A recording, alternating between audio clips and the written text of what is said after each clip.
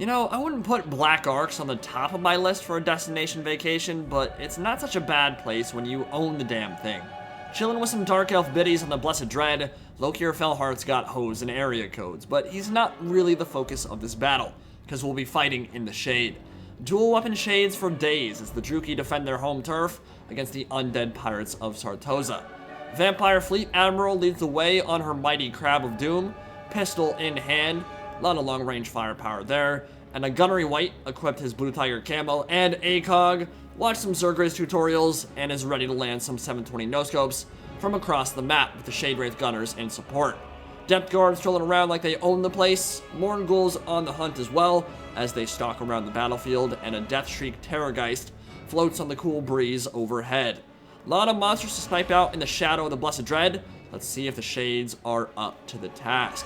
So as we get this battle underway, Lokhir Fellheart will be leading his Blessed Dread troops from on high, and they do have the high ground, but we're not going to camp up there because that would be a pretty boring battle. So Lokhir Fellheart, you know him well, Dreaded Slaver, great bonus versus infantry, wades in, and not very easy to snipe out either. When he gets into melee, he's going to be lowering the leadership of all enemies in an AoE, and he has that regeneration from the Kraken's Helm, and then extra melee defense as well. A Fire Sorceress, Lore Fire, Fireball, and Burning Head, only spells there. And Dark Riders and Harpies all over the field. Witch Elves and a front line of Bleak Swords, who are typically going to get taken to Pound Town in this matchup. Certainly not going to have a great time against Mournguls or Depth Guard or even the frontline handguns of the Vampire Coast. But they're just there to kind of be cheap and meat shield and do all that kind of stuff for you. Shades, though, are really the focus of this build, and we've got 3 of them Vanguard deployed out on this side of the map. And their entire point is that they have stock, 34 missile damage, and a huge chunk of AP. So, obviously, when you're fighting against the Vampire Coast, they've got overwhelming range superiority. In the majority of circumstances, you don't want your important range units getting shot up. So Dark Shards can get blown apart by artillery on the way in. Great thing about Shades, you don't have to worry about that so much, but these are the dual weapon variant, and they are actually quite good in melee as well. That will come into play. Mourngul's on the right flank of the Pirates of Sartosa. You know them well. They did lose their terror. They have received some nerfs that they honestly needed, because for 1,000 gold, they were obscene at their price point for how much versatility and utility they brought to bear. Super good unit. They're still good, nowhere near as good as they were though. Death Guard, Shade Wraith Gunners, and a Gunnery White. Now the Gunnery White, of course, gives reload skill, accuracy, and extra ammunition to any range units nearby. And he has very high weapon strength, 400 for a ranged hero. Not really sure what that's all about. It's honestly more power creep is really the best way to put it. But he's also quite good from range with that big high-powered rifle. And there is the Vampire Fleet Admiral with the Black Amulet, gives her Arcane Conduit, essentially, gives her a lot of mana regen. Opal Amulet gives her damage resist. And she's got Gaze from the Gash, Magic Missile, Zombie Summons, Von Hall's Dance Macabre, and Invocation of Nahek. Over on the left flank, 2 Deck Droppers will be providing some aerial support, and there is a Deathshriek Terrorgeist on the field as well. Great for sniping out monsters or landing in the back of an army and causing some kind of terror chain routing. Now, the Deck Droppers are not the handgun variant. They do not have the range of their handgun counterparts, but honestly, I think the Deck Dropper handguns have kind of started shifting out of the meta a little bit. Deck Droppers, in general, are a little bit cheaper, 450 compared to 700 for the regular handguns, and they just got shredded by an opening volley from those Shades. Felt pretty good. Didn't kill a single model there, but took them down to half HP from a single volley from 2 Shades. So he knows that those are there now. Thankfully, they are going to be stocked, so they will not be getting blown apart by the Shade Wraith Gunners on the way in.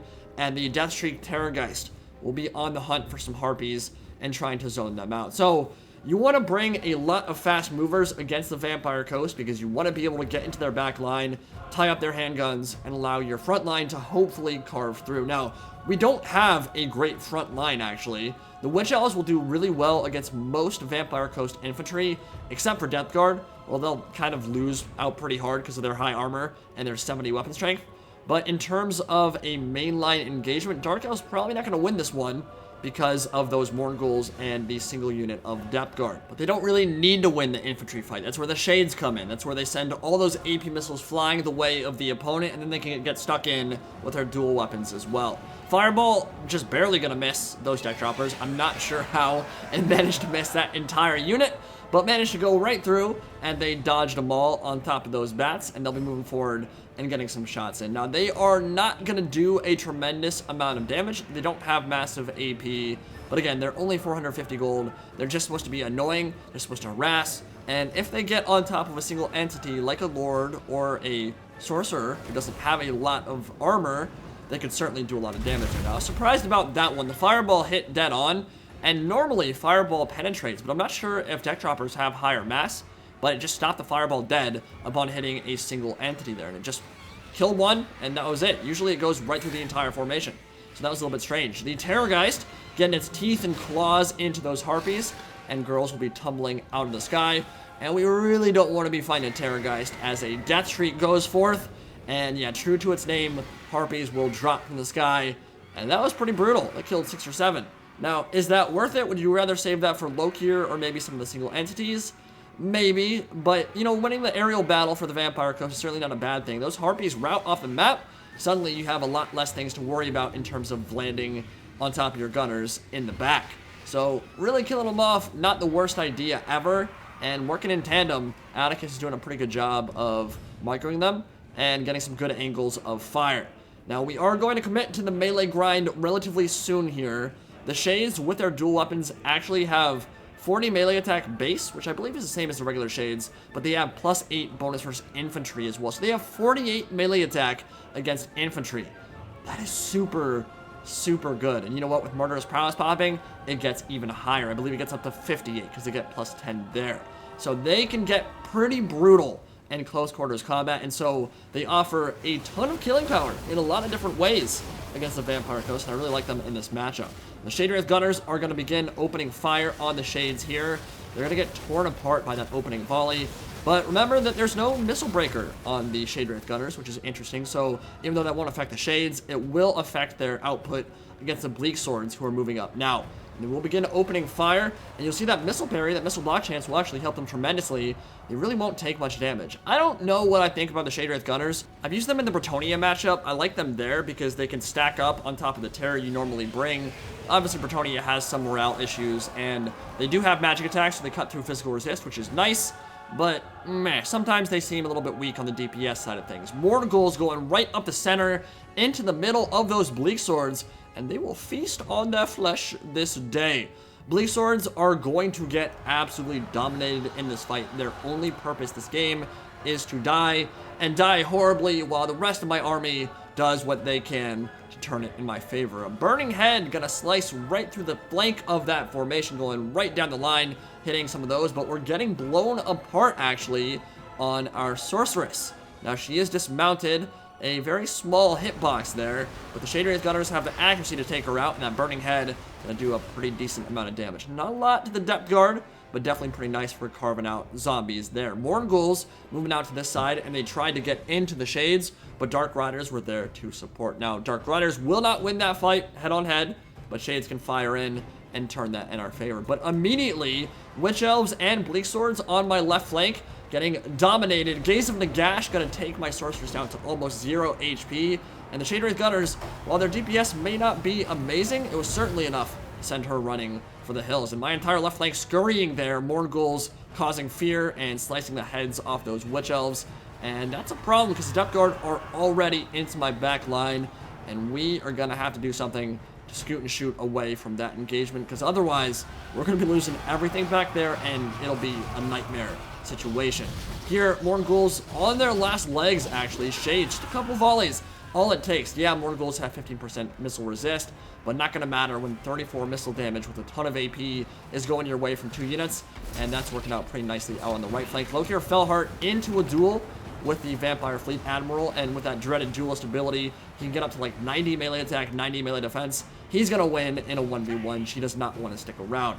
Shades are trying desperately to get away from these marauding Depth Guard Berserkers into the back, and they are hungry for some kills, but Murderous Prowess has popped, and I realize, what am I doing? Why am I running? I've got one free unit firing into their back. Let's turn around and engage them in melee. We've got 58 melee attack against infantry right now. With that kind of stat line, Shades can just give them the fist and work them like a marionette. Those Depth Guard thought they had easy prey. Hell no. They're gonna get shredded and begin crumbling almost immediately. And that is what dual weapon shades can do for you. So normal shades are typically what you're gonna see because they're 950 gold. You do pay extra for that bonus versus infantry, but in this kind of situation, super worth it. I mean, I turn around and yes, obviously the shades they're still light skirmishers. They're still gonna take a lot of damage themselves, but we didn't lose that many models, ended up crumbling that entire unit of depth guard. I will take that trade 10 times out of 10. Now the Terrorgeist is on the hunt, going after the shades, but anytime he lands, because we have the shades separated, the other unit can just fire in, and that's a whole chunk of AP going the way of that single entity monster. Now back here, these dinguses are watching the battle from the bleachers, want none of that action, so they're just enjoying the show from far away, from the safety of their perch up top, and they are going to get the Dingus Award. We are going to give them the dunce cap right here, and yeah, thank you very much for your contribution to this battle. We completely forgot about them. It happens. Not a very good move. Dark Riders are pretty useful. Would be very, very nice to have them rear charging into the back of the Sartosa line, but they are not. Instead, we're going to get a nice frontal charge with the Dark Riders that are in melee, and Murderous Prowess is pop for them, so they are going to have no problem carving through those gunnery mob. Now we've got a duel on our hands. Lokhir Fellheart has been used exactly the way you want to use him, dueling important enemy characters and in melee with infantry. That's what he's doing, and yeah, he's putting that gunnery white in the dumpster. But the problem is, Shade Wraith Gunners and the Vampire Fleet Admiral have great line of sight to fire in from him on both flanks. So Harpy's trying to tie down the Fleet Admiral so I can get some kind of reprieve. He destroyed that gunnery white, who's now out of the fight, dead, done, and dusted. But as he charges in and gets some of that regen, he'll still be getting point blank because Atticus is in guard mode. Getting those point blank volleys in, very important. And the Vampire Fleet Admiral also shooting into him as well. So he's taking a ton of AP going his way. The Terrorgeist just got shredded by a single volley from Shades there. I mean, seriously, one volley can do easily over 800 damage. Get 5 or 6 going the way of a Terrorgeist, and it will crumble very quickly. Fireball coming in. That was Overcast. The Overcast backlash actually caused my Sorceress to shatter and killed did some friendly fire damage too, as the Crab goes to work and picks up that poor guy. Bleak Sword pancaked into the ground, slammed over and over by those huge armor-piercing claws. But we have her surrounded. Fireball did hit the Vampire Fleet Admiral, and things are starting to shift in the Dark Elves' favor. Shade Wraith Gunners have been tied down by the Dark Riders. Shades moving up and have a ton of ammunition, and their ability to close into melee combat, finish off those depth guard, survive against the Mournguls who pushed forward, was enough to send it in my favor, and we managed to take the day. And honestly, the Shades were amazing that game. They did everything I wanted them to and more. Normally, I don't know if you want to pay the extra gold for the bonus versus infantry, but seeing their performance of those dual weapon Shades made me feel like maybe it's actually worth it. Now, normal Shades probably would have done okay too. When you've got 50 melee attack, you're going to be hitting on infantry a lot anyway. But seriously, when they turn around and dumpster those depth guard, that was one of the most satisfying things I've seen in a while. Incredibly impressive. I mean, they did everything for me that game. They sniped out the Lord, they sniped out the Terrorgeist, they sniped out the Mournguls, they murdered the depth guard in melee. Like, if you're not going to be seeing more Shades after that kind of performance in multiplayer, I don't know what they need to start becoming a bigger part of the meta. I'm sure plenty of like high tier players are using them, but I'm not sure I see them enough in ladder, in quick battle, in battle list. Shades are really damn good, and they are worth your time. If you have not tried them before, give them a shot, because they can do stuff like that for you. Carried the game for me. Super fun game. GG to Atticus, and I'll see you in the next one. Peace out.